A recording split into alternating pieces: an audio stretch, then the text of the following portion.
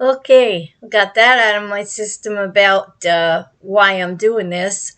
Seems like I have to keep reminding myself because I get this stubborn thing.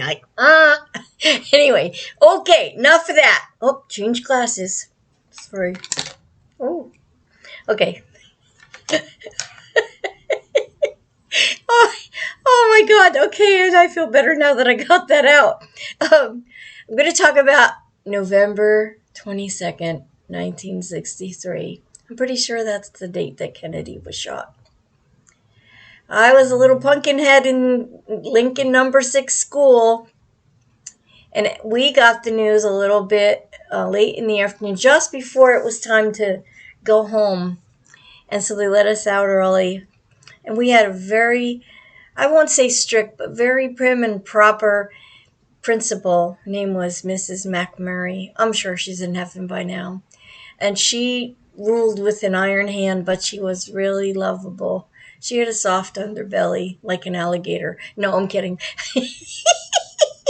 Anyway, we got the news that we got out early and came outside, and we had to walk in the crosswalks, and there were all kinds of extra parents in the street that were never there. And there was a bus just stopped in the middle of the street, like he wasn't even pulled over. He just stopped, and his head was bent over, and the people on the bus were like crying and getting off the bus. People were just wandering around looking. Like, I was like, wow, I didn't know what to make of it. And so I asked the crossing guard lady. There was always a kid and an adult right there because it was a lot of traffic. And she said, our president was shot. And I tell you what, I was too little to even, I mean, I knew about politics because my Grammy didn't like the Kennedys. Sorry, full disclosure. And so I'd hear a lot about Kennedys and the history and, stuff you just ignore when you're a little kid. All you want to do is eat pizza and run out with your friends. You don't care about politics. But the whole town of Garfield, it was a small little street where the school was. There was a little candy store on the way home down the hill to get to Monroe Street. And the guy in there was just sitting like slumped over with his head down, crying, like just weeping. So we go down to the next corner where Monroe Street is, and we have to make the left. And the police are just all around, but everybody's just staring off into space like the world was in shock. And I wasn't an emotional kid, I guess. Hello, that changed. But I just remember everything stopping.